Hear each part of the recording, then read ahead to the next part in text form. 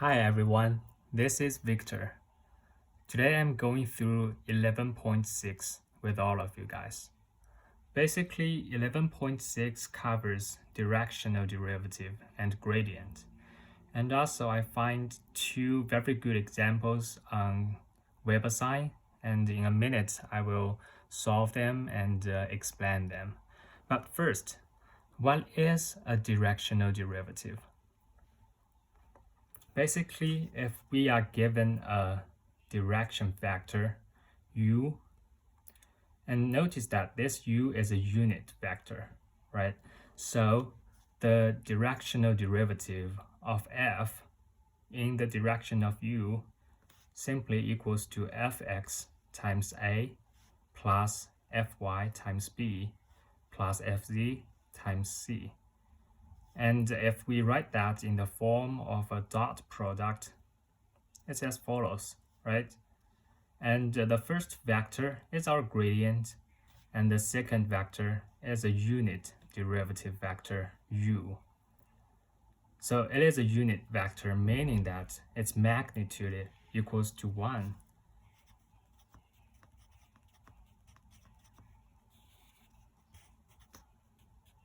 So basically, square root of a squared plus b squared plus c squared equals 1. Okay, so let's look at some examples. First, suppose you are climbing a hill whose shape is given by the function. Okay, so this is a function of x and y. And suppose you are standing at the starting point, 100, 120, 906. This is your starting point. So our positive x-axis is east direction, and our positive y-axis is north direction. So question A, if you walk due south, will you start to ascend or descend? At what rate? Okay, so the first method comes in my mind is that I want to calculate the partial derivative of y, right? Because we are walk due south, this direction, we are walk through this direction. It's a negative y direction. So I want to calculate partial derivative of y, right? So it's just simply first one constant, second one constant, and that is negative 0.02y. If we plug in our starting point, it's negative 2.4. So what does this number mean? Negative 2.4.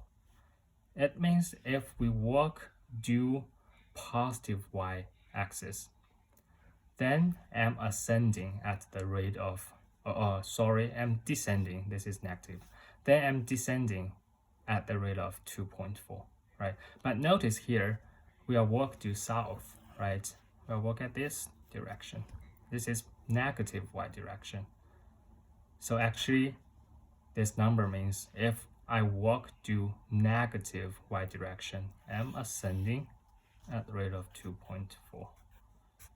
Okay, so this is the method I use like before the midterm, before I learn gradients, right? But actually this method isn't working if we take a little look at part B. Right, part B, if you walk northwest, notice here, this is not like x direction, y direction, or negative x, negative y. No, it's just an arbitrary direction. So in here, northwest is this direction, right? So the partial derivative of x and y cannot solve this problem. So we want to use the directional derivative. That is a very strong method. But how to use that? So first in part A, basically we want to find derivative at direction 0, negative 1, because that's negative y direction.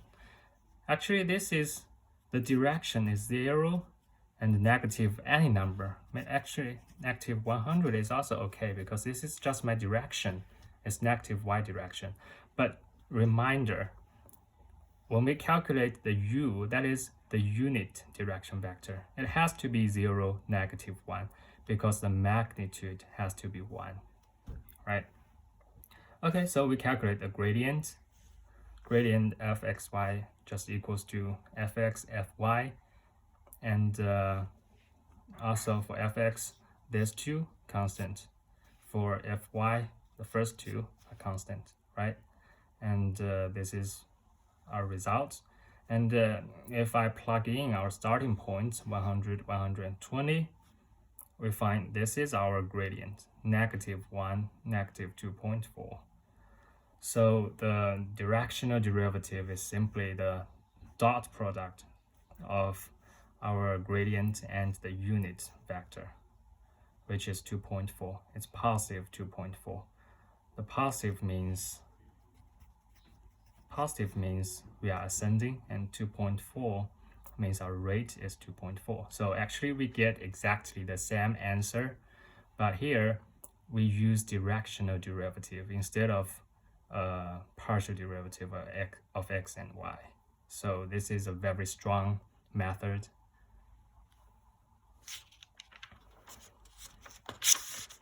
For part B, right, we mentioned I'm working to this direction. That what direction is this? It's -x and +y. And northwest means this is 45-degree angle, right? Theta is 45 degrees. So our direction is -1, +1. Actually, you can have some more arbitrary number like -100, 100. It stands for the same direction. But if we calculate u, we have to use a unit vector, right? And again, our directional derivative is very simple to calculate. Again, our gradient dot product with u, and we get -0.99. And here negative means I'm descending, and 0.99, the magnitude, means our rate. So this is the answer of part B. If we take a look at part C, right, in which direction is the slope largest? Here in this question, I don't have u, right? Because I don't even have a direction vector. This is what I want to calculate. It's unknown, right? So basically, I want to make this equation the largest, right? If we know the formula of dot product, we know it's the magnitude of gradient times the magnitude of u times cosine theta. Theta is the angle between these two vectors, right? And we know u is always equals to 1, right? Because it's a unit direction vector. To maximize this equation, we want to maximize cosine theta. It is maximized at 1. Here, theta equals 0, right? What does that mean? It means the angle between our gradients and u is 0. This two vector has exactly the same direction, so the direction of u is here.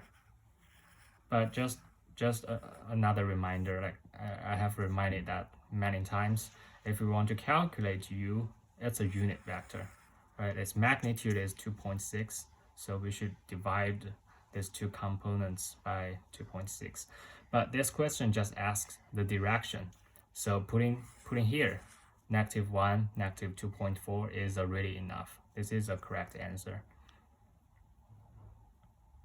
Okay, for part D, what's the rate of ascent in that direction? So in this direction, what is the rate of ascent? Basically, we want to calculate this equation, right? What's the answer of this equation? But I won't use this one. I will not use that. Although I have my gradient and I have our vector u, I have calculated here, but you know, the dot product between these two is very difficult to calculate, right? So again, I will use this formula, right? So because our rate is already maximized, so cosine theta equals 1, and here my u is always equals to 1. So actually, this question, I just need to calculate what's the magnitude of our gradient, right? So it's the magnitude of here. It's just -1 squared plus negative 2.4 squared and the square root. That just equals to 2.6. So that's the answer of this question. Then we have another topic, the tangent planes, right? In this lecture, in 11.6, we learned a new way to calculate tangent planes. Basically, here is a surface, a curvy surface. It's like my mouse, right? It's a curvy surface. And for example, I want to find the tangent plane in this plane, in this dot, this point, the highest point. From here, I want to find a tangent plane, right? So in the graph, is this point. I want to find a tangent plane. So in class, we have already proved that the gradient is a normal vector, meaning the gradient, this vector, is perpendicular to the tangent plane. What does that mean, right? That means this is a given point. It's a given point. And if we find any arbitrary point in the tangent planes, right, this is an arbitrary point. And for example, that is x, y, z, any arbitrary point in this plane. So these two vectors should be perpendicular to each other. And in algebra words, it means these two vectors, we dot product them, and the answer should be 0, right? So that is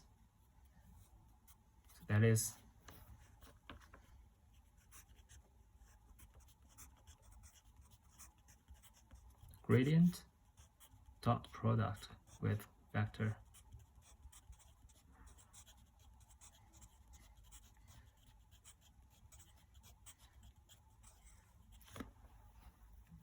Right? So actually this is our tangent plane formula. This is the equation of our tangent plane. And what is this? What is this vector, x minus x0? It's just this vector. The arrow is on this side. This vector is x minus x0, y minus y0, z minus z0. Here is perpendicular, right? Because our gradient is a normal vector. Okay, so another example on Weber sign. If fxy equals xy, right? Find the tangent line to the level curve fxy equals 35 at the point 57.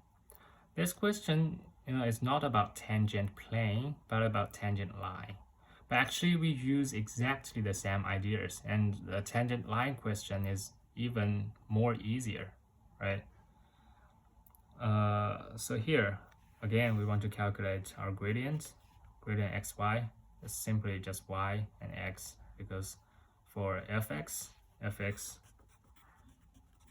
is equals to y, fy equals to x, right? We're just looking at this formula, this equation. And we just follow this rule. We use gradients dot product with x minus x0. Here is 5, and y minus y0, y minus 7 equals 0. So this is the vector equation of our tangent line. And if we want to write it in like a linear equation form, that is 7x plus 5y equals 70. So I think that is all I want to share today, and I think it covers a lot of topic in 11.6. And thank you very much for listening and watching. Also feel free to complete a review form after watching this, and if you have any question, just leave a comment below. And thank you so much.